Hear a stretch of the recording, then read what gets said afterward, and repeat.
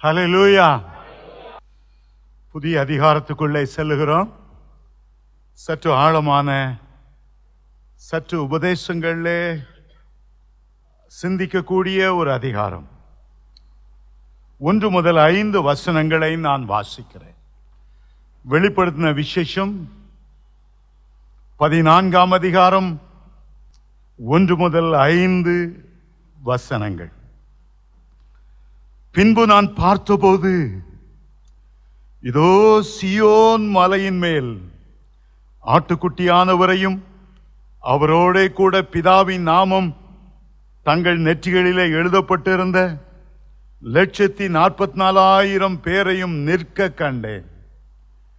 அல்லாமலும் பெருவெள்ள இரைச்சல் போலவும் பலத்த இடிமுழக்கம் போலவும் ஒரு சத்தம் வானத்திலிருந்து உண்டாக கேட்டேன். நான் கேட்ட சத்தம் சுரமண்டலக்காரர் தங்கள் சுரமண்டலங்களை வாசிக்கிற ஓசையை போல இருந்தது. அவர்கள் சிங்காசனத்துக்கு முன்பாகவும் 4 ஜீவன்களுக்கு முன்பாகவும் மூப்பர்களுக்கு முன்பாகவும் புது பாட்டை பாடினார்கள். அந்த பாட்டு பூமியிலிருந்து மீட்டுக் கொள்ளப்பட்ட 144,000 பேரையல்லாமல் வேறு ஒருவரும் கற்றுக்கொள்ளக் கூடாதிருந்தது. ஸ்திரீகளால் தங்களை கரைப்படுத்தாதவர்கள் இவர்களே, கற்புள்ளவர்கள் இவர்களே, ஆட்டுக்குட்டியானவர் எங்கே போனாலும் அவரை பின்பற்றுகிறவர்கள் இவர்களே. இவர்கள் மனுஷரினின்று தேவனுக்கும் ஆட்டுக்குட்டியானவருக்கும் முதற் பலனாக மீட்டுக் கொள்ளப்பட்டவர்கள். இவருடைய வாயிலே கபடம் காணப்படவில்லை. இவர்கள் தேவனுடைய சிங்காசனத்துக்கு முன்பாக மாசில்லாதவர்களாய் இருக்கிறார்கள். பரலோகத்திலே ஒரு ஒப்பு உயர்வற்ற ஒரு அருமையான காட்சி காணப்படுகிறது. சியோன் என்று சொல்லப்பட்ட அந்த மலையின் மேலே ஆட்டுக்குட்டியானவரோடு கூட 144,000 பேர்கள் நிற்க கண்டேன். பரலோகத்திலே கர்த்தரோடு நிற்கிற ஒரு பெரிய கூட்டத்தார். வெளிப்படுத்தின விசேஷம் 7ஆம் அதிகாரத்திலும் கூட வெள்ளங்கி தரித்த ஒரு பெரிய கூட்டத்தார் ஆண்டவருடைய சிங்காசனத்துக்கு முன்பாக நிற்கிறவர்கள். யார் இவர்கள்? இவர்கள் எங்கே இருந்து வந்தவர்கள்? ஆட்டுக்குட்டியின் இரத்தத்தாலே தங்களுடைய அங்கிகளை தோய்த்து வெளுத்தவர்கள், முதற்பலனாய் மீட்டுக் கொள்ளப்பட்டவர்கள். இங்கே இன்னொரு கூட்டத்தாரை பார்க்கிறோம். இந்த 14ஆம் அதிகாரத்தில் அவருடைய எண்ணிக்கையை வேதம் சொல்லுகிறது. பல இடங்களில வந்த பரிசுத்தவான்கள் பரலோகத்தில் நிற்கிற பல பகுதிகளை சொல்லும் போது எண்ணிக்கை சொல்லப்படவில்லை. திரளான ஜனங்கள் பரலோகத்தில் இடுகிற ஆரவாரத்தை கேட்டேன். திரளான ஜனங்கள் குருத்தோலை பிடித்து நிற்கிறதை கண்டு, திரளான ஜனங்கள் வெள்ளங்கி உடுத்து கர்த்தருக்கு முன்பாக பாடினதை கண்டேன். ஆனால் இந்த சீயோன் மலையில 144,000 பேர் நிற்கிறதாக அவர் காண்கிறார். இந்த வெளிப்படுத்தல் 14ஆம் அதிகாரம் பரலோகத்திலே சில காட்சிகளையும் பூமியிலே சில காட்சிகளையும் நமக்கு கொண்டு வருகிறது. இந்த 14ஆம் அதிகாரத்தின் பின்பகுதியிலே 5 தேவதூதர்கள் பேசுகிறதை பார்க்கிறோம். முதல் தேவதூதன் 6ஆம் 7ஆம் வசனத்தில் பேசுகிறதையும், 2ஆம் தூதன் 8ஆம் வசனத்தில் பேசுகிறதையும், 3ஆம் தூதன் 9ஆம் வசனம் முதல் 12ஆம் வசனம் வரை பேசுகிறதையும், 4ஆம் தூதன் 14ஆம் 15ஆம் 16ஆம் வசனங்களில் பேசுகிறதையும், 5ஆம் தேவதூதன் 17ஆம் வசனத்திலிருந்து 20 வரை பேசுகிறதையும் நாம் காண்கிறோம்.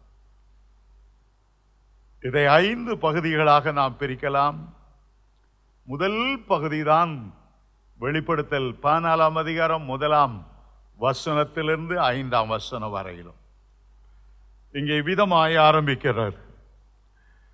பின்பு நான் பார்த்தபோது, இதோ சீயோன் மலையின் மேல். இது பூமிக்குரிய சீயோன் அல்ல. பரலோக சியோனை குறித்து சொல்லுகிறது. பூமியிலே ஒரு சியோனை குறித்து வாசிக்கிறோம். எருசலேமோடு இணைந்த ஒரு பகுதிதான், இரட்டை நகரங்கள் தான் சியோனமும் எருசலேமும். எப்படி ஹைதராபாத் செகண்டராபாத் ஒன்றாய் இணைக்கப்பட்டு இருக்கிறதோ, எப்படி திருநெல்வேலியும் பாளையங்கோட்டையும் ஒன்றாய் இணைக்கப்பட்டு இருக்கிறதோ, அதுபோலதான் எருசலேமிலே ஒரு பகுதிதான் சியோன். சியோன் என்பது ஒரு மலைப்பகுதியான ஒரு இடம். சியோனிலே ஒரு பகுதி. இஸ்ரவேல் ஜனங்கள் கானானை சுதந்தரித்த போது எருசலேமை மேற்கொண்டார்கள். ஆனால் சியோன் மிக உயர்ந்த மலை கோட்டை நிறைந்த இடமாய் இருந்ததினாலே யோசுவாவால் அதை பிடிக்க முடியவில்லை. யபூசியர் என்ற ஒரு ஜனக்கூட்டம் அங்கே இருந்தது. யோசுவாவின் காலத்திலிருந்து, நியாயாதிபதிகளின் காலத்திலிருந்து, சவுல் காலத்தில் கூட யாரும் அந்த சியோன் கோட்டையை பிடிக்கவில்லை. எருசலேமில் ஒரு பகுதிதான். ஆனால் தாவீது அதை பிடித்தார். அது தாவீதின் நகரம் என்று பெயர் பெற்றது என்று வேதத்தில் வாசிக்கிறோம். சியோன் என்ற வார்த்தைக்கு சூரிய காந்தி என்பது அர்த்தம். எப்படி சூரிய காந்தி சூரியனையே பார்த்து கொண்டிருக்கிறதோ, சூரியன் உதிக்கும் போது இந்த சூரிய காந்தி மலர் கிழக்கு திசையாய் இருக்கிறது. சூரியன் உதித்து வர வர வர வர இந்த சூரிய காந்தி மலரும் அது பக்கமாய் திரும்பி மாலையில பார்த்தால் அது மேற்கு திசையை பார்த்து கொண்டிருக்கும். சியோன் என்ற வார்த்தைக்கு தேவனுடைய முகத்தையே பார்த்து கொண்டிருக்கிறவர்கள், தேவனுடைய அடிச்சுவடுகளிலே நடக்கிறவர்கள், அவர்களை உத்தமமாய் பின்பற்றுகிறவர்கள் என்பது அர்த்தம். சியோன் வட திசையில் உள்ள வடிப்பான நகரம், அழகான நகரம். சியோன் மலை உச்சியில இருக்கிறதுனால எருசலேமை சுற்றியும் 7 மலைகள் இருக்கின்றன. அந்த மலைகளிலே மிக அழகான மலை அந்த சியோன் மலை. இன்றைக்கும் கோடை வாசஸ்தலமாய் நாம் ஊட்டி மலைக்கு போகிறோம், மலர் காட்சிகளை பார்க்கிறோம். நல்ல குளுமையான காற்று வீசுகிறது. ஆண்டவர் அந்த மலை முழுவதும் ஏர் கண்டிஷன் பண்ணி அழகாய் வைத்திருக்கிறது போல இருக்கிறது. கோடைக்காக, கோடை வெயிலிருந்து தப்புவதற்காக இங்கே வந்து போவதை போல இஸ்ரவேல் ஜனங்களுக்கு அது ஒரு அருமையான வடிப்பான ஒரு வாசஸ்தலமாய் காணப்பட்டது. தாவீது அதை தன்னுடைய தலை நகரமாய் மாற்றினார். எருசலேமிலே கர்த்தருடைய ஆலயம் இருந்தது. எருசலேமிலே தாவீதினுடைய அரண்மனை இருந்தது. எருசலேமிலே தாவீதின் வாசஸ்தலமாய் இருந்தது. ஆனால் சியோன் ஒரு அழகான மலை பட்டணமாக தாவீதின் உள்ளத்தை கவர்ந்த ஒரு இடமாய் இருந்தது. சியோனை குறித்து நாம் அறிய வேண்டும் என்றால் அதை 4 விதங்களிலே பகுத்து படிக்க வேண்டும். முதலாவது உலக பிரகாரமான சியோன், எழுத்தின்படியான சியோன், இஸ்ரவேல் தேசத்தில் இருக்கிற சியோன், புதிய எருசலேம் என்று அழைக்கப்படுகிறத பட்டணத்தோடு இணைந்திருக்கிற சியோன். அடுத்தது நமக்குள்ளே இருக்கிற ஒரு சியோன். நம்முடைய ஆவியை ஆண்டவர் தம்முடைய வாசஸ்தலமாய் தெரிந்து கொண்டார். நாம் ஆண்டவருடைய சியோனாய் இருக்கிறோம். கொலோசியர் 1:27 சொல்லுகிறது, கிறிஸ்துவானவர் மகிமை நம்பிக்கையாக நமக்குள்ளே வாசம் பண்ணுகிறார். 1 கொரிந்தியர் 3:16, 6:16 19 வரையில, 2 கொரிந்தியர் 6:14 இந்த வசனங்களிலெல்லாம் நாம் தேவனுடைய ஆலயமாய் இருக்கிறோம், அவருடைய வாசஸ்தலமாய் இருக்கிறோம், அவருடைய மகா பரிசுத்த ஸ்தலமாய் இருக்கிறோம். தேவாதி தேவன் நமக்குள்ளே வாசம் பண்ணுகிறார். நாம் ஆண்டவருடைய சியோனாய் இருக்கிறோம். மூன்றாவதாக சியோன் என்று சொல்லப்படுவது தேவனுடைய சபையாய் இருக்கிறது. தேவனுடைய சபையாய் இருக்கிறது. ஒரு மகிமையுள்ள சபையை ஆண்டவர் தமக்கு மணவாட்டியாய் தெரிந்து கொண்டார். கரைதரையற்ற மாசற்ற மணவாட்டியாக தமக்கு முன்பாக நிலைநிறுத்தும்படி அவர் தீர்மானித்தார். நான்காவதாக சியோன் என்று சொல்லப்படுவது நித்திய பரலோக ராஜ்யத்தின் ஒரு பகுதியாகும். ஆட்டுக்குட்டியானவர் நிற்கிற ஒரு பகுதியாகும். அவரோடு கூட 1,44,000 பேர் நிற்கிற ஒரு பகுதியாகும். சியோன் நித்திய வாசஸ்தலங்களிலே ஒன்று. நித்தியம் என்று சொல்லும்போது, நித்திய ராஜ்யம் என்று சொல்லும்போது, பரலோகம் என்கும்போது அநேக வாசஸ்தலங்கள் அங்கே இருக்கின்றன. இயேசு கிறிஸ்து சொன்னார், என் பிதாவின் வீட்டில் அநேக வாசஸ்தலங்கள் இருக்கின்றன. புதிய பூமியை பார்க்கிறோம். ரட்சிக்கப்பட்டவர்கள் புதிய பூமிக்கு வந்து பரலோக வெளிச்சத்தில் நடப்பார்கள். புதிய வானம் என்று சொல்லப்படுகிற ஒரு இடத்தை பார்க்கிறோம். அங்கே கேருபீன்கள், சேராபீன்கள், தேவதூதர்கள், அவருடைய வாசஸ்தலங்கள் எல்லாம் இருக்கிறது. பிதாவின் வீடு என்று சொல்லப்படுகிற இடம், பழைய ஏற்பாட்டு பரிசுத்தவான்கள் எல்லாம் இருக்கிற அந்த பகுதி இருக்கிறது. இரத்த சாட்சிகளாய் மரிக்கிறவர்கள் கண்ணாடி கடலுக்கு முன்பாக வருவார்கள். உபத்திரவ கால இரத்த சாட்சிகள் இரத்தம் கலந்த அந்த கண்ணாடி கடலுக்கு முன்பாக நிற்பார். புதிய எருசலேம் மணவாளனுக்காக அலங்கரிக்கப்பட்ட மணவாட்டியை போல இருக்கிறது.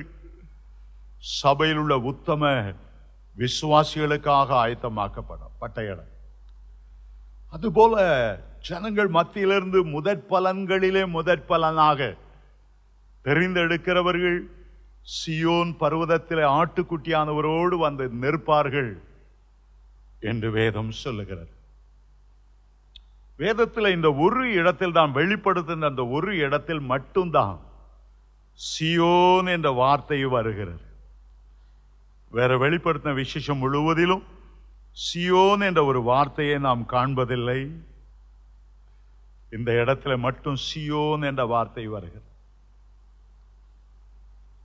பரம எருசலேமை குறித்து அல்லது எருசலேமை குறித்து ஏறக்குறைய 476 இடங்கள்ல பழைய ஏற்பாட்டிலும் புதிய ஏற்பாட்டிலும் நம்ம வாசிக்கிறோம். ஆனால் இந்த ஒரு இடத்துல சியோன் என்ற வார்த்தை வருகிறது.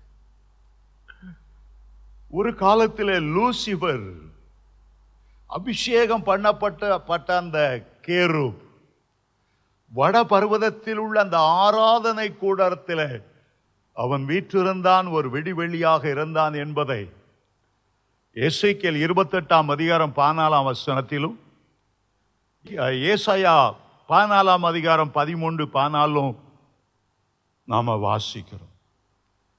ஆனால் அவன் மன மேட்டிமை கொண்ட போது, பெருமை அடைந்த போது, உன்னதமானவருக்கு ஒப்பாவேன் என்று அவன் சொன்ன போது அகாத பாதாளத்தில் அவன் தள்ளுண்டு போனான்.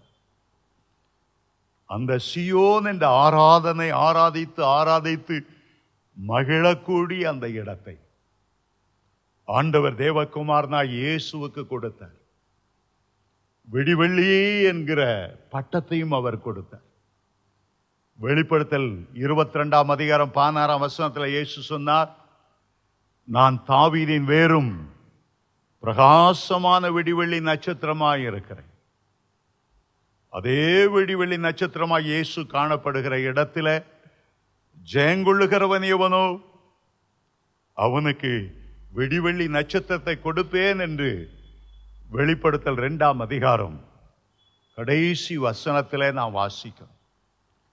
ஆட்டுக்குட்டியானவர் நிற்கிற அதே இடத்துல ஜெயங்கொண்டவர்கள், உலகத்தை ஜெயங்கொண்டவர்கள், பிசாசை ஜெயங்கொண்டவர்கள், மாம்சத்தை ஜெயங்கொண்டவர்கள், எல்லா சுத்தங்களிலிருந்தும் முதற் பலனாய் ஆண்டவருக்கு என்று ஜெயங்கொண்டவர்கள், மரணத்தின் முதுகெலும்பை தட்டி மரணமே உன் கூரெங்கே, பாதாளமே உன் ஜெயமெங்கே, ஜெயங்கொண்ட பரிசுத்தவான்கள் ஆட்டுக்குட்டியானவரோட அந்த சியோன் பர்வதத்தில் நிற்பார்கள்.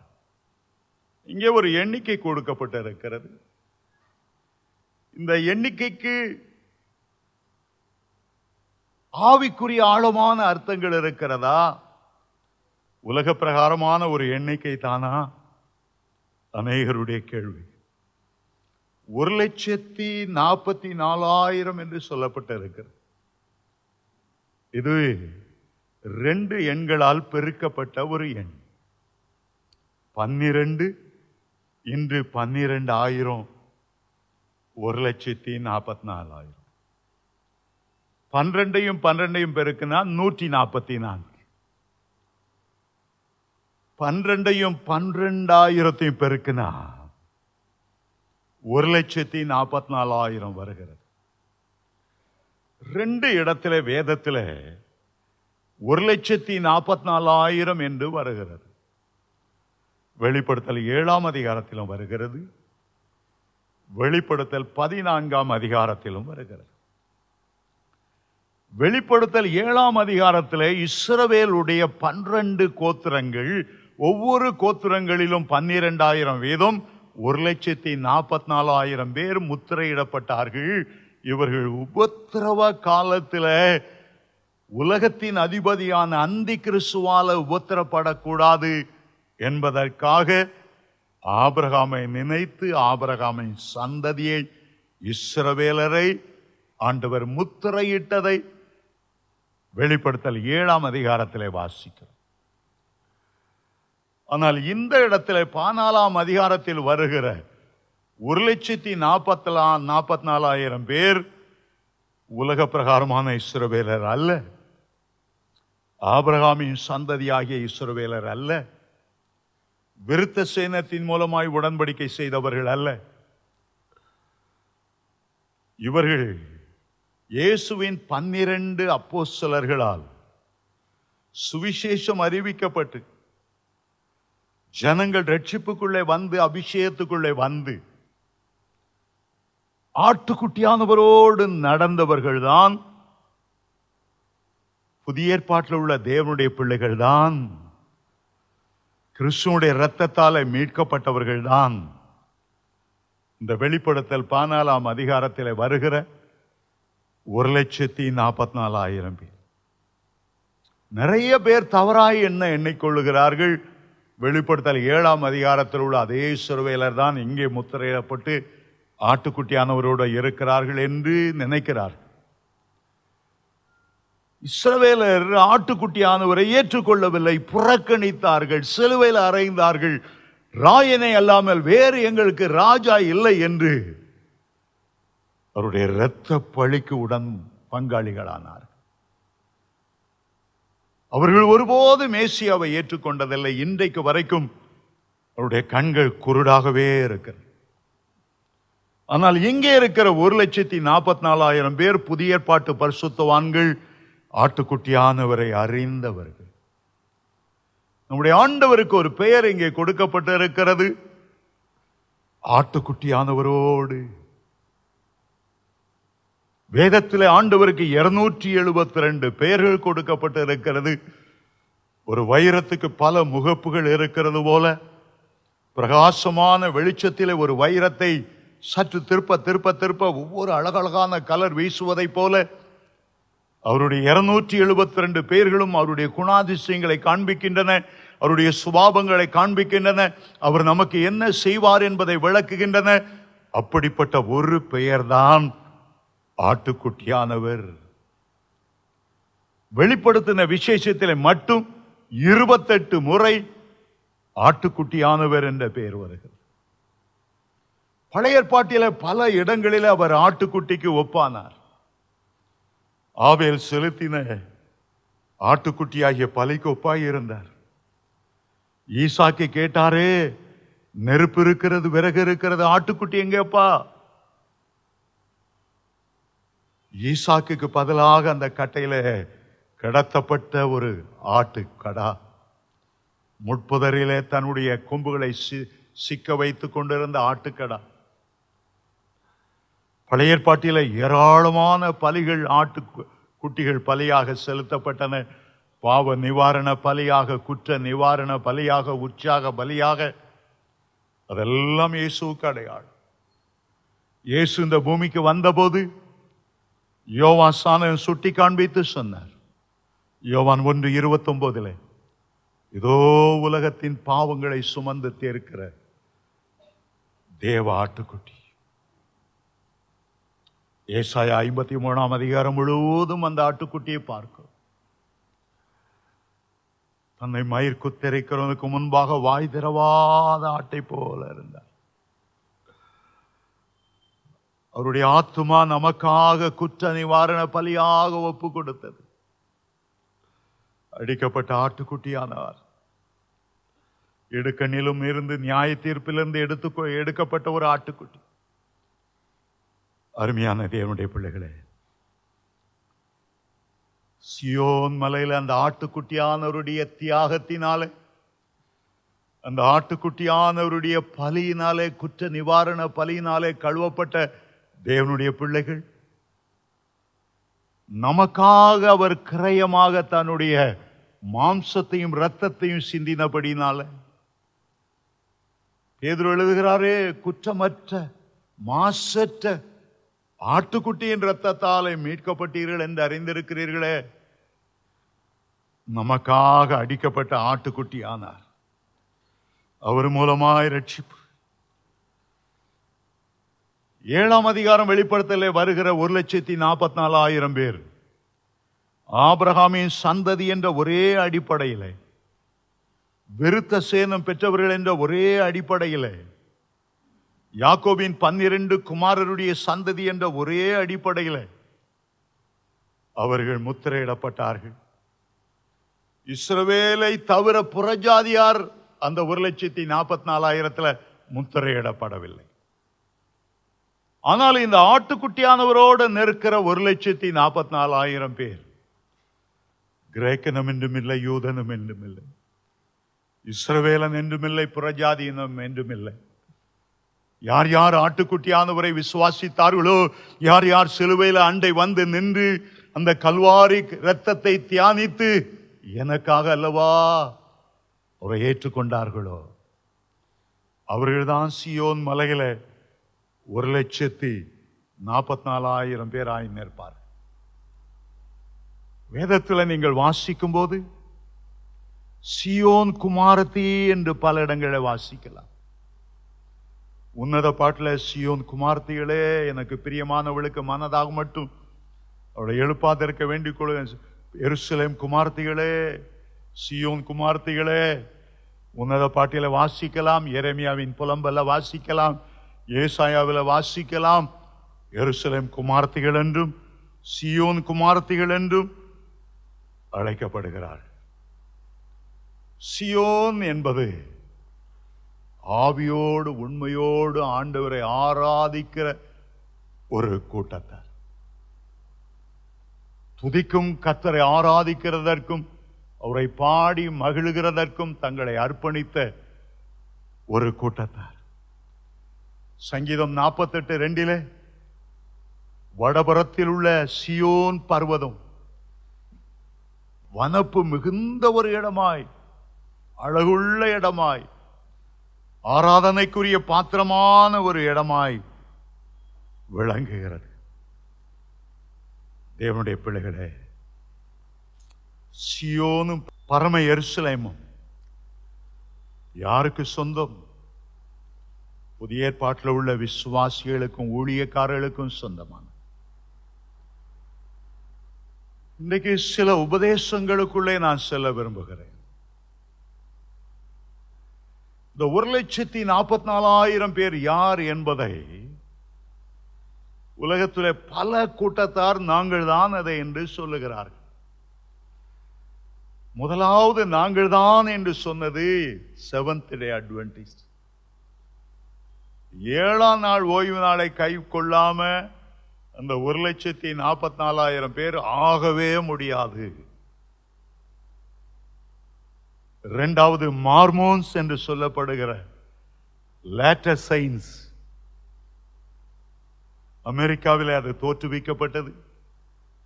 அவர்கள் சொல்லுகிறார்கள், எங்களுக்குரிய இடம்தான் அந்த இடம், நாங்க தான் அங்க போவோம். இன்னொரு கூட்டத்தார் ஜெகோவா விட்னஸ், அவர்களும் அதே காரியத்தை சொல்லுகிறார்கள். இந்த 1,44,000 பேர் நாங்கள் தான். நாம் பிறந்ததிலிருந்து, நாம் பிறக்கிறதுக்கு முன்னாலே CPM சபையில தான் பிறந்தோம். இப்போ அதனுடைய பெயர் டிபிஎமாக இருக்கிறது. இலங்கை பெந்தைகோஸ்தே சபை கொஞ்ச காலத்துக்கு முன்னால இலங்கையில கலவரமாகி தமிழ்நாட்டில் எங்கெங்கெல்லாம் இலங்கை பெந்தைகோஸ்தேன்னு வந்த கல்லறி விழுந்தனால இலங்கையை விட்டு டிபிஎம் என்று மாத்திட்டாங்க.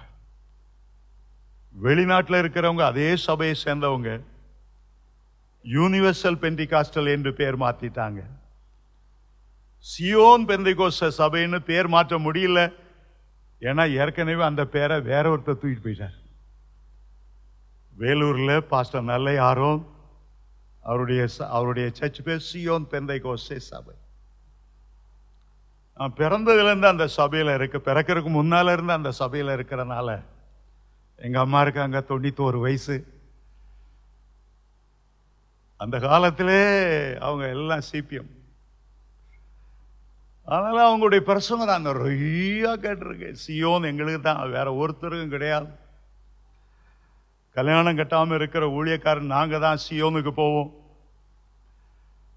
ஒரு விசுவாசியும் சியோனுக்கு வரவே முடியாது. விசுவாசிகள் எருசலேம்ல வந்து இருப்பாங்க. ஒரு விசுவாசியும் சியோனுக்கு வரமாட்டான். விசுவாசிகள் திருமணம் செய்கிறனால கரைப்பட்டு போகிறார்கள்.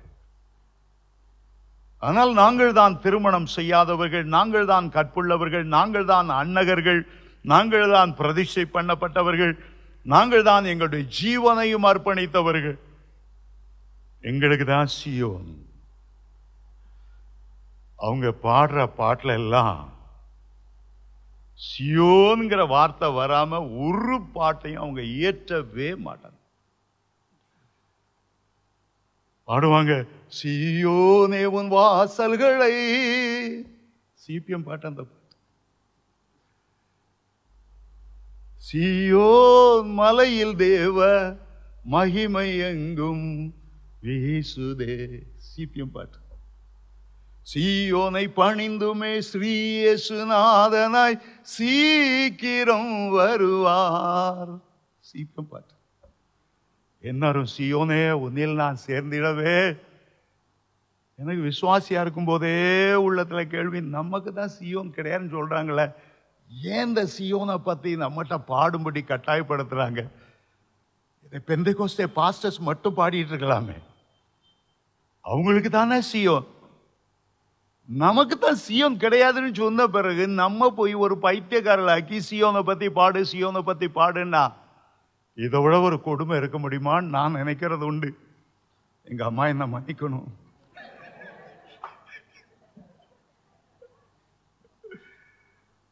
சியோன் அவங்களுக்கு ஒரு விக்கிரகமா மாறி போச்சு. இயேசுவை புகழ்றத பார்க்கலாம், ஆவியானவரை குறித்து பாடுகிற பார்க்கலாம். Zion Zion Zion Zion Zion Zion Zion பகாலே பகாலேன மாதிரி. சியோனை பற்றி பாடல் பாடுகிற தவறல்ல, ஆனா அதையே விக்கிரமாக்கி வெளிப்படத்துல ஒரே ஒரு வசனம், அதை வச்சு ஒரு பெரிய உபதேசம், அதை வைத்து ஒரு சின்ன ஒரு துரும்ப பிடிச்சு ஒரு பெரிய இமயமலை ஆக்கிற மாதிரி சியோன்ல ஆட்டுக்குட்டியானவரோட நிக்கிற 1,44,000 பேர் நாங்க தான். வேற எந்த சபையில் உள்ள எந்த பரிசுத்தவான ஆளுக்கானாலும் அந்த இடத்துல அவனுக்கு இடம் கிடைக்கவே கிடைக்காது. எங்க சபையில் உள்ள பாஸ்டர்ஸ் மட்டும்தான் அந்த 1,44,000. மற்ற சபையில எந்த ஒரு பரிசுத்தவான இருந்தாலும் அவனை நீ வணக்கம் பிரைஸ்லாட் சொல்லக்கூடாது, அவன் கண்டா முகத்தை திருப்பிடணும், அவனுக்கு உபசாரம் சொல்லக்கூடாது. நாங்க தான் வேறு பிரிக்கப்பட்டவர்கள் என்று தங்களையே ஒதுக்கி கொண்டு வேறு பிரித்து கொண்டு ஒரு வேலி போட்டுக்கொண்டு, இதனால நிறைய உபதேச குழப்பங்கள். ஆண்டவர் சியோனை குறித்து சொல்லி இருக்கிறதை பார்க்கிலும் மிக அதிகமாக எருசலேமை குறித்து பேசி இருக்கிறார். இயேசுடைய 4 சுவிசேஷங்களை பார்த்தாலும் ஒரு இடத்துலயாவது சியோன்கிற இடம் இப்படிப்பட்ட ஊழியக்காரங்களுக்கு தான், கல்யாணம் கட்டாத ஊழியக்காரங்களுக்கு தான் என்று ஆண்டவர் ஒரு முறை கூட அவர் சொன்னதே இல்லை. ஒரு முறை கூட இயேசு இந்த பூமியில் இருந்த போது உலக பிரகாரமான சியோனுக்கு அவர் போனதே இல்லை. ஒரு முறை கூட ஆண்டவர் போனதில்லை. எருசலேமை குறித்து அவ்வளவு பேசினவர் சியோனை குறித்து ஒரு முறையாயிலும் இயேசு பிரசங்கித்ததும் இல்லை, அங்க போனதும் இல்லை, அதை முக்கியப்படுத்தினதும் இல்லை. சியோனை பார்க்கிறோம், பரம எருசலேமை ஆண்டவர் முக்கியப்படுத்தி மணவாளனுக்காக அலங்கரிக்கப்பட்ட ஒரு மணவாட்டியை போல இருக்கிறது என்று சொன்னார். சியோனுடைய 12 வாசல்களை பற்றி எழுதினார், 12 மதில்களை பற்றி எழுதினார், 12 அஸ்திபார கற்களை குறித்து எழுதினார், 12 வாசல்களை குறித்து ஆண்டவர் எழுதினார். சியோன் நிற்கிற இடமாக மட்டும்தான் காட்சியளிக்கப்படுகிறது. சியோன் ஒரு மலை, அங்கே இயேசுவானவர் நிற்கிறார். அவரோடு 1,44,000 பேர் நிற்கிறார்களே தவிர அது வாசஸ்தலமாக நமக்கு சொல்லப்படவில்லை. ஆனால் எருசலேம் முக்கியமானது. எருசலேமாய் இருக்கட்டும், சியோனாய் இருக்கட்டும், கர்த்தர் நமக்கு எந்த இடத்தை கொடுத்தாலும் நமக்கு சந்தோஷம். நாம் மேலானவைகளை நாடுகிறோம், பூமிக்குள்ளவைகள் அல்ல. நீங்கள் கிறிஸ்துவோடு கூட எழுந்தது உண்டானால் நீங்கள் மேலானவைகளை நாடுங்க. நான் எருசலேம் தான் வேணும், புதிய எருசலேம் தான் வேணும், அதை நம்ம விக்கிரமாக்குறது இல்லை. ஆண்டவர் நம்முடைய வாழ்க்கைக்கு ஏற்றபடி எந்த இடத்தை கொடுத்தாலும் அது சிறப்பான இடமாகத்தான் இருக்கும், ஒழிய சாதாரண இடமா இருக்கா. நம்முடைய உள்ளத்தை ஆண்டவர் பேல்மை வாய்ப்பு. கடந்த நூற்றாண்டிலே பிரான்சில் ஒரு அருமையான ஒரு தேவனுடைய மகிமை பொருந்தின ஒரு சகோதரி இருந்தார். அவர்கள் ஜெபம் உலக பிரசித்தி பெற்ற ஒரு ஜெபம். இந்த ஜெபத்தில் அவர்கள் சொல்லுகிறார்கள், ஆண்டவரே, இந்த பூமியில நீர் எனக்கு என்ன என்ன ஆசீர்வாதங்களை கொடுக்க வேண்டும் என்று விரும்புகிறீர்களோ அவ்வளவு ஆசீர்வாதத்தையும் என்னுடைய விரோதிகளுக்கும் என் சத்துருக்களுக்கும் என்னை பகைக்கிறவர்களுக்கும் கொடுங்க. பரலோகத்தில் எனக்கு என்னென்ன இடங்களை, என்னென்ன கிரீடங்களை, என்னென்ன வாடாத சுதந்திரங்களை, பரிசுத்தவான்களுக்கு என்று வைக்கப்பட்டிருக்கிற நித்திய சுதந்திரங்களை என்னுடைய சிநேகிதருக்கு கொடு.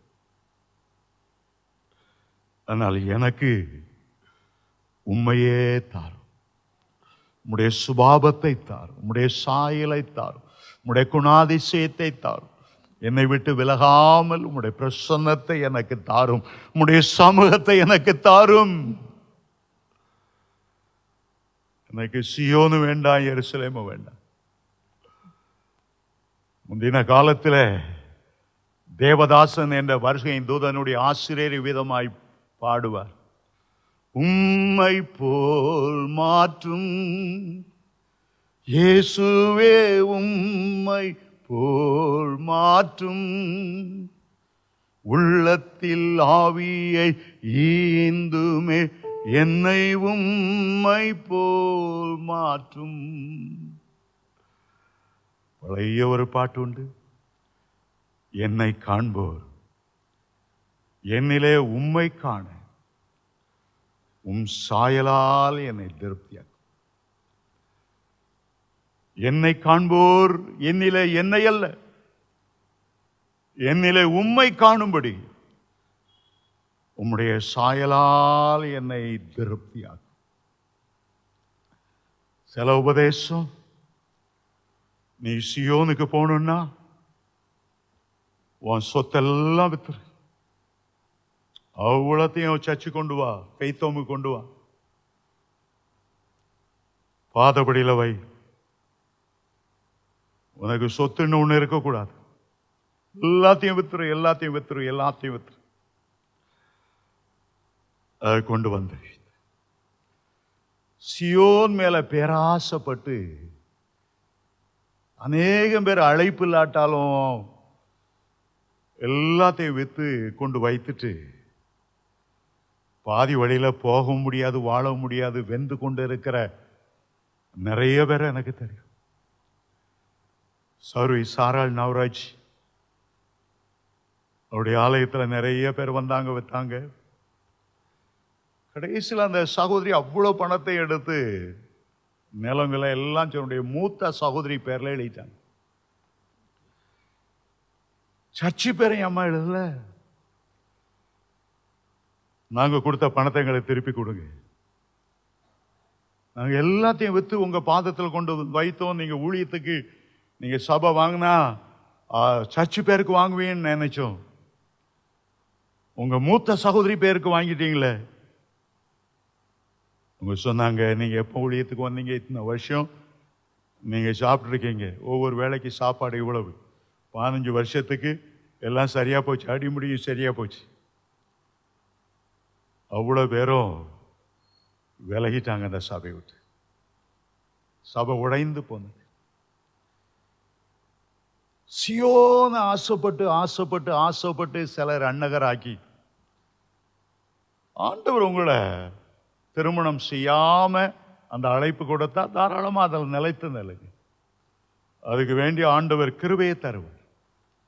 திருமணமாகி சாட்சியாய் ஜீவிக்கும்படி ஆண்டவர் உங்களை அழைத்திருந்தால், திருமண வாழ்க்கையில ஒரு ஜெயமுள்ள வாழ்க்கை வாழ்வதற்கு ஆண்டவர் உங்களுக்கு உதவி செய்வார். இது ஆண்டவருடைய கரத்திலே, அவருடைய அழைப்பிலும் பலத்திலுமே இருக்கிறதை தவிர, சியோன் கிடைக்கணுங்கிறதுக்காக நான் என்ன அன்னகராக்கி கொள்கிறேன், சியோன் கிடைக்கிறதுக்காக என் சொத்தெல்லாம் விற்கிறேன் என்பது அது அது என்ன சொல்ற தெரியல, தன்னுடைய சுயத்திலிருந்து வருகிற எண்ணமா. சியோன் அடையணும்னு நினைச்சு பேராசைப்படாதுங்க. நம்மால முடிந்த அளவு உண்மை உத்தமா பரிசுத்தமா ஜீவிக்க ஒப்பு கொடுத்தா மற்ற எல்லாவற்றையும் ஆண்டவர் பார்த்து கொள்ளுவார். வேதத்தில் 2 பேர் உயிரோடு எடுத்துக்கொள்ளப்பட்டார்கள். ஏனோக்கு திருமணம் செய்தவர், தேவனோடு சஞ்சரித்துக் கொண்டிருந்தே குமாரரையும் குமார்த்தைகளையும் பெற்றார் என்று ஆதியாகமம் 5:24 வாசிக்கிறோம். நோவா திருமணம் செய்தவர், தன்னுடைய காலத்திலே வாழ்ந்தவர்களுக்குள்ளே உத்தமமாய் இருந்தார். அவரும் அவருடைய குடும்பத்தாரும் பேழையில ஏற்றுக்கொள்ளப்பட்டார்கள். அவர் தேவனோடு சஞ்சரித்துக் கொண்டிருந்தார் என்று ஆதியாகமம் 6:9 வாசிக்கிறோம். தேவனோடு நடப்பதற்கு அவர்களுக்கு அவருடைய குடும்பம் இடைஞ்சலாய் இல்லை. இந்து சன்னியாசிகள் என்ன நினைக்கிறார்கள், குடும்பமாய் இருந்தா பரிசுத்தமா வாழ முடியாது, காவி உடுத்து சன்னியாசம் புகுந்து ஏதோ இமயமலை சரிவில ஒரு குகைக்குள்ளே போய் உட்கார்ந்து ஆயிரக்கணக்கான ஸ்லோகங்களை திருப்பி திருப்பி சொல்லுவதினால்தான் ஒரு மனிதன் தூய்மையாய் வாழ முடியும் என்று அவர்கள் எண்ணுகிறார்கள். புத்த பிஷுக்களும் திருமணம் செய்வதில்லை, அவர்களும் அப்படித்தான் எண்ணுகிறார்கள். திருமணம் பரிசுத்தமாய் வாழ்வதற்கு ஒரு இடைஞ்சல். அருமையான தேவனுடைய பிள்ளைகளே, இந்த வெளிப்படுத்தல் 14:5 அவர்கள் காண்பிக்கிற ஒரு வசனம் 4 ஸ்திரீகளால் கரைப்படாதவர்கள் இவர்களே, கற்புள்ளவர்கள் இவர்களே. டிபிஎம்முடைய உபதேசம், ஸ்திரீகளால் நாங்கள் கரைப்படாதவர்கள். ஸ்திரீனால் கரைப்படாதவர்கள் அல்ல, ஸ்திரீகளினால் கரைப்படாதவர்கள். ஒரு ஸ்திரீ ஒருவனுக்கு மனைவியாய் கொடுக்கப்படும் போது அவள் கணவனை கரைப்படுத்துவாள் என்றால் ஆண்டவர் அந்த திருமணத்தையே ஏற்படுத்தி இருக்க மாட்டார். இந்த வேத வசனத்தை சரியாய் புரிந்து கொள்ளாமல் ஆண்டவர் ஏற்படுத்தின குடும்பம், ஏற்ற துணை உனக்கு தருவேன் என்று சொன்னவர், ஒருவனை படைத்தவர் ஏன் இன்னொருவரை படைத்தார்? பக்தியுள்ள சந்ததியை பெறுவதற்காகத்தானே. புத்தியுள்ள மனைவி கற்று தருகிற ஈவு. மனைவியை கண்டடைகிறவன் நன்மையை கண்டடைகிறான். குணசாலியான ஸ்திரீயாய் கண்டுபிடிப்பவன் யார்? அவருடைய விலை முத்துக்களை பார்க்கிலும் உயர்ந்தது என்றெல்லாம் ஆண்டவர் சொல்லுகிறவர். ஸ்திரீனால் கணவன் கரைப்பட்டு போவான் என்று சொல்லவே முடியாது. அப்படி என்றால் ஆண்டவருடைய தீர்மானத்துக்கு விரோதமான ஸ்திரீகளினால் ஒரு மனைவி இருக்கும்போது மற்ற பெண்களோடு ஐக்கியம் கொண்டு விபச்சாரம் வேசித்தனத்தில் போகும்போது அவன் நிச்சயமாய் கரைப்படுவான். அது கர்த்தருக்கு விரோதமான ஒரு கொடிய பாவமாகும். ஆனால் ஸ்திரீ ஒரு மனைவியோடு வாழ்கிறவன், சாட்சியோடு வாழ்கிறவன், தேவ பக்தியுள்ள சந்ததியை பெறுகிறவன் கர்த்தரால் ஆசீர்வதிக்கப்படுவான். அப்போஸ்தலனாகிய பேதுருக்கு மனைவி இருந்தால், குடும்பமாக ஊழியம் செய்தார். மாமியார் சுவீனப்பட்ட போது இயேசு சொன்னார். அப்போஸ்தலர்களை குறித்து வாசிக்கும் போது எல்லாரும் விவாகமானவர்கள் தான். அப்போஸ்தலனாகிய பவுல் ஒரு இடத்துல சொன்னார், பேதுருவாகிய கேபாவை போல ஒரு மனைவியாகிய சகோதரியை கூட்டிக் கொண்டு திரிய எங்களுக்கு மனம் இல்லை, எங்களுக்கு அதிகாரம் இல்லையா? மற்ற அப்போஸ்தலர்களை போல மனைவியை கூட்டிக் கொண்டு எங்களால். அப்போ அவ்வளவு அப்போஸ்தலர்களும் திருமணம் செய்திருந்தார். அப்போஸ்தலனாகிய பவுல் திருமணம் செய்யவில்லை. கர்த்தருடைய ஊழியக்காரர்களுக்குள்ளே, அப்போஸ்தலர்களுக்குள்ளே ஏராளம் பேர் திருமணம் செய்திருந்தார். யோவான் அப்போஸ்தலன் திருமணம் செய்யவில்லை, பவுல் திருமணம் செய்யவில்லை என்று வரலாற்று ஆசிரியர்கள் சொல்லுகிறார்.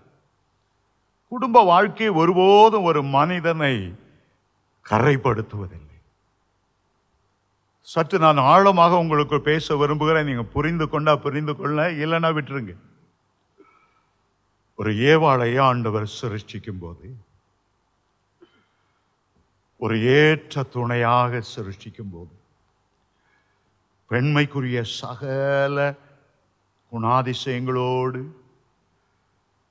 மனுஷனிலிருந்து எடுக்கப்பட்டு மனுஷியாக உருவாக்கப்பட்ட போது அதிலே ஒரு ரகசியத்தை ஆண்டவர் வைத்தார். அந்த ஏவாளை பார்க்கும் போதே கிறிஸ்துவுக்கு ஒரு மணவாட்டியை உண்டாக்க வேண்டும் என்று பிதாவானவர் சித்தம் கொண்டார். ஏவாளுக்குள்ளே அவர் தம்முடைய சபையை கண்டார்.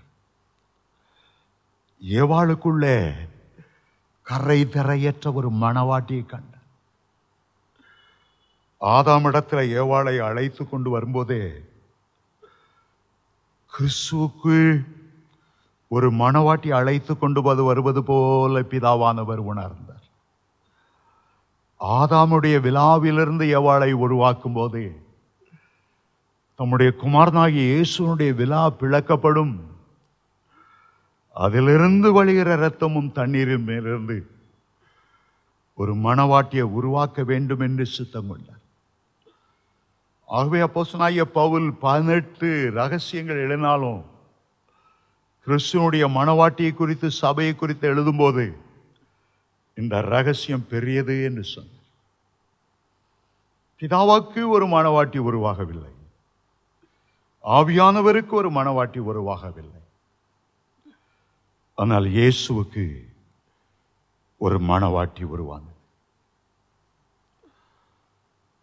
ஸ்திரீகளால் கரைப்படாதவர்கள் இவர்களே என்று சொல்லும் போது, ஸ்திரீ கரைப்படுத்துவாள் என்றால் இயேசுவை சபை என்கிற ஸ்திரீயும் கரைப்படுத்துவதாகத்தானே அர்த்தம்.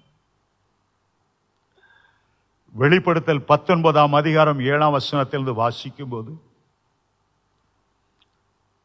இதோ ஆட்டுக்குட்டியானவருடைய கல்யாணம் வந்தது, மணவாட்டி தன்னை ஆயத்தப்படுத்தினார்.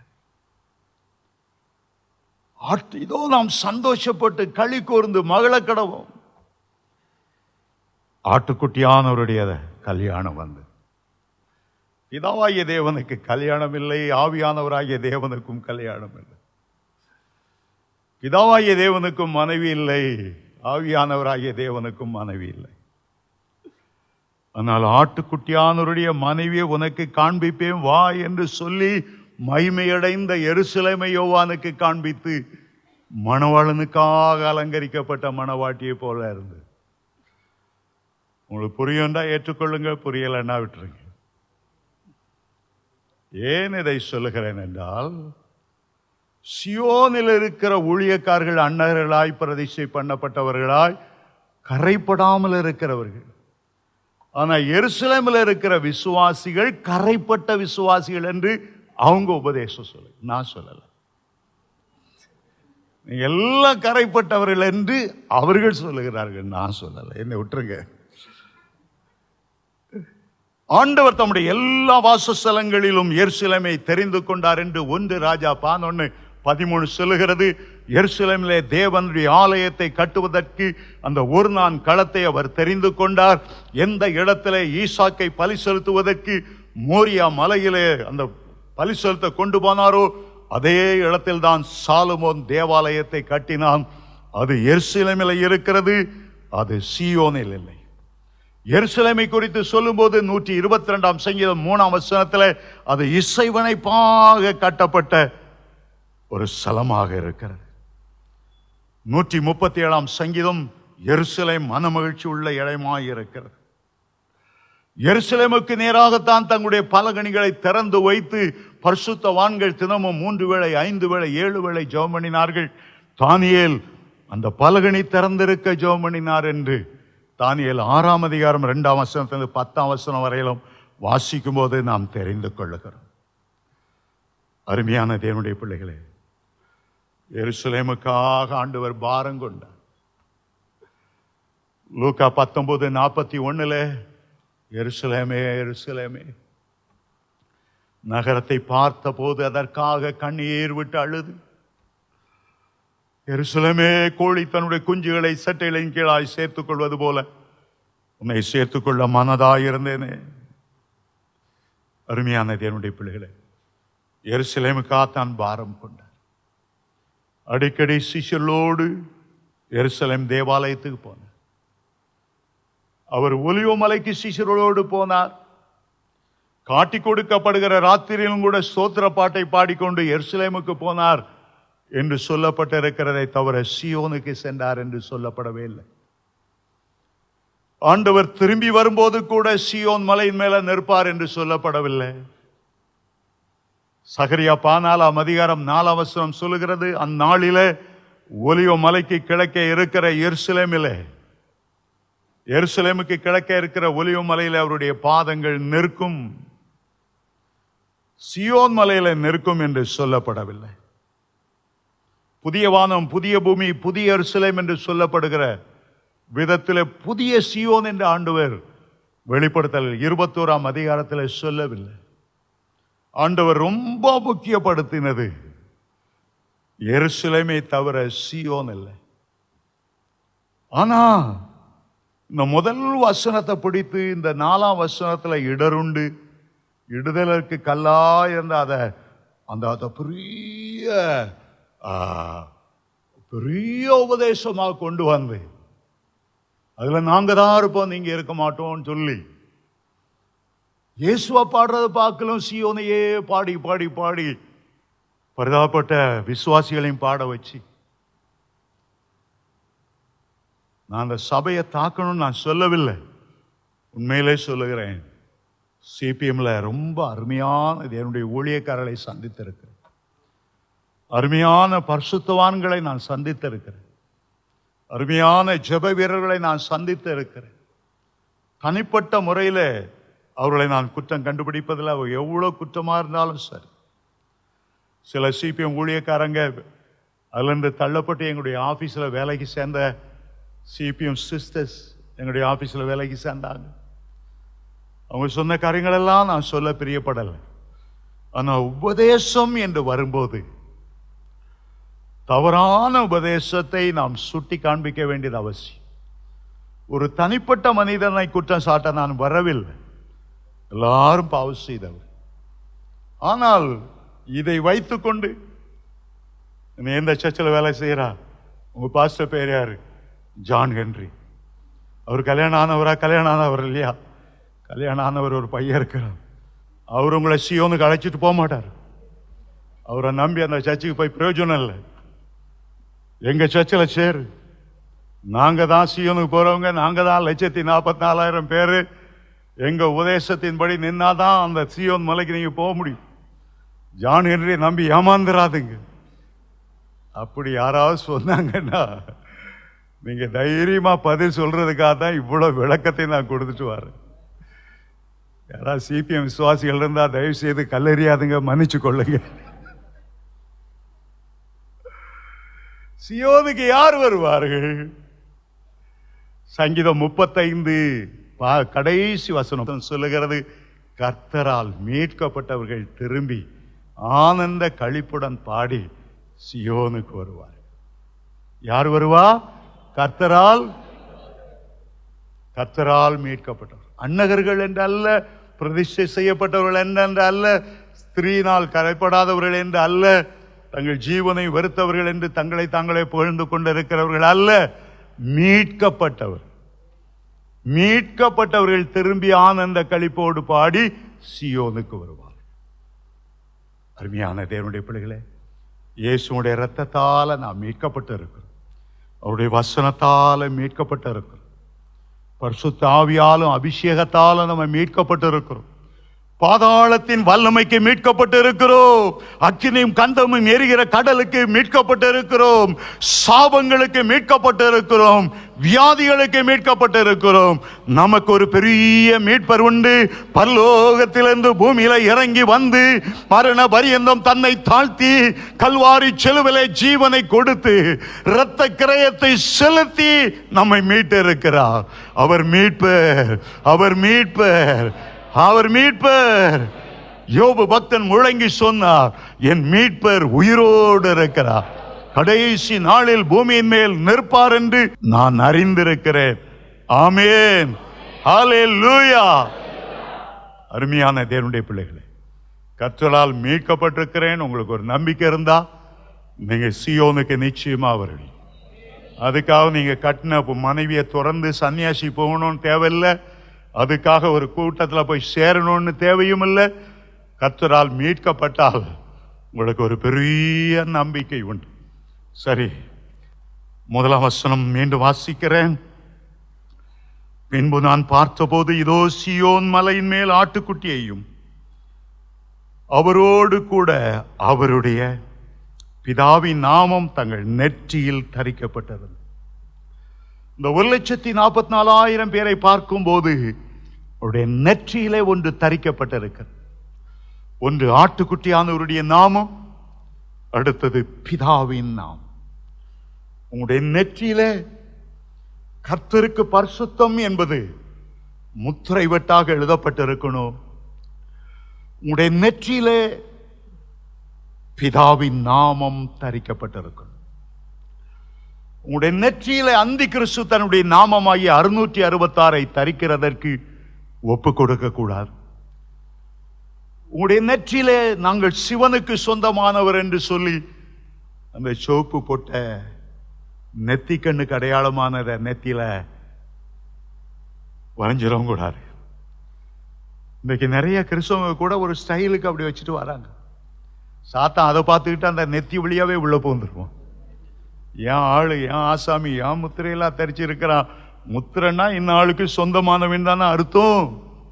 பிதாவுக்கு சொந்தமான இருந்தா பிதாவினுடைய முத்திரை தரிக்கப்பட்டிருக்கணும். இங்க பார்த்தா வடகலை தென்கலை விஷ்ணுவோட ஒரு பெரிய நாமம் பட்டை, இந்த பக்கம் ஒரு பெரிய பட்டை, அதை பார்த்தே சாத்தான் உள்ள போந்துருவான். பிதாவின் நாமம் உங்களுடைய நெற்றியில தருவிக்கணும் என்றால் என்ன அர்த்தம்டா? அந்த பிதாவின் சுபாவம் உங்களுடைய வாழ்க்கையில வெளிப்பட வேணும். பிதாவினுடைய குணாதிசயம் உங்களை வெளிப்படணும். பிதா என்று அழைக்கப்படுகிறது ஒரு விசேஷமான அனுபவம். உங்களுக்கு அந்த பிதாக்களின் அபிஷேகம் இருக்கணும். 3 முற்பிதாக்களை குறித்து வேதம் சொல்லுகிறது. ஆபிரகாம், ஈசாக்கு, யாக்கோபு, 3 முற்பிதாக்கள். அவங்க மேல ஒரு பிதாக்களின் அபிஷேகம் இருந்தது. உங்க மேல ஒரு பிதாவின் அபிஷேகத்தை இருந்தா நீங்க யாரை பார்த்தாலும் உங்களுடைய பிள்ளைகளாக, உங்களுடைய மகனாக பார்ப்பீங்க. உங்களுடைய கண்களை இச்சி வர முடியாது. ஒரு தகப்பனுடைய இருதயத்தோடு இருக்கும்போது, ஒரு பிதாக்களின் அபிஷேகத்தோடு இருக்கும்போது. எலியாவை எப்போது எலிசா ஒரு பிதாவின் அபிஷேகத்துக்குரியவராக தகப்பனாகவே பார்த்தார்.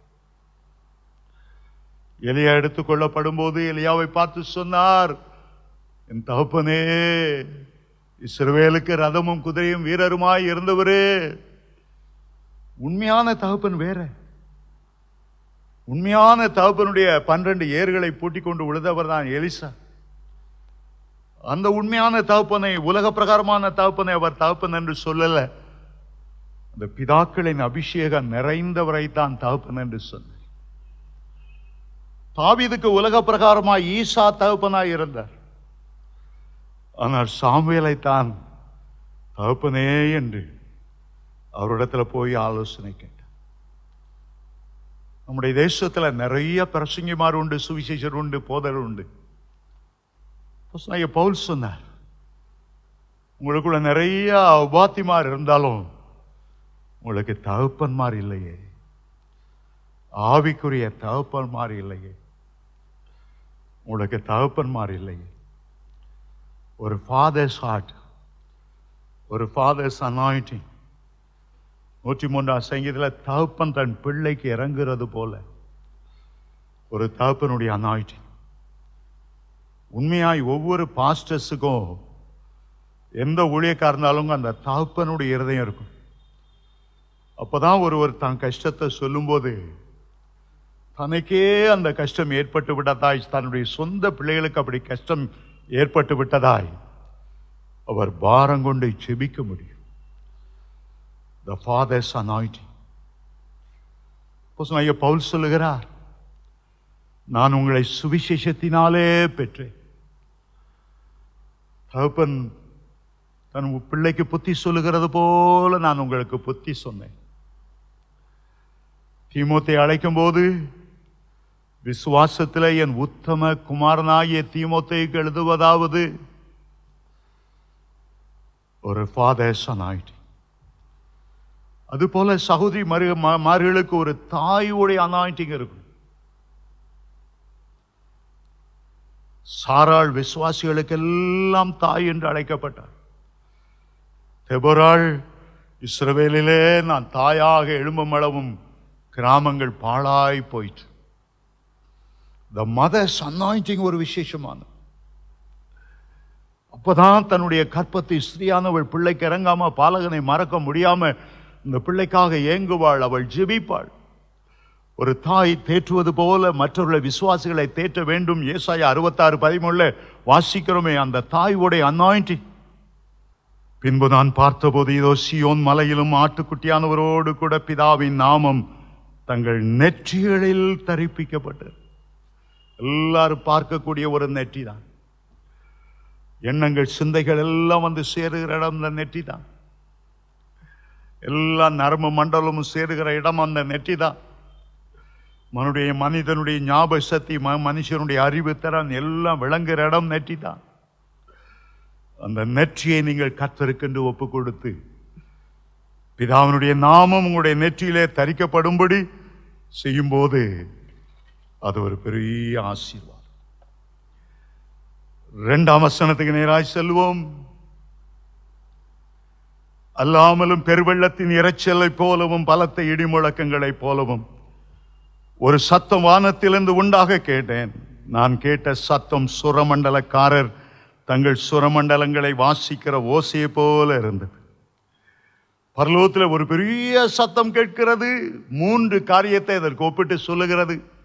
1 இடிமுழக்கம் போல இருந்தது, 2வது பெருவெள்ளத்து இரைச்சலை போல இருந்தது, 3வது சுரமண்டலக்காரர்கள் இசைக்கிற இசை போல இருந்தது. சுரமண்டலம் என்று சொல்வது கிண்ணறம் என்பது அர்த்தம்.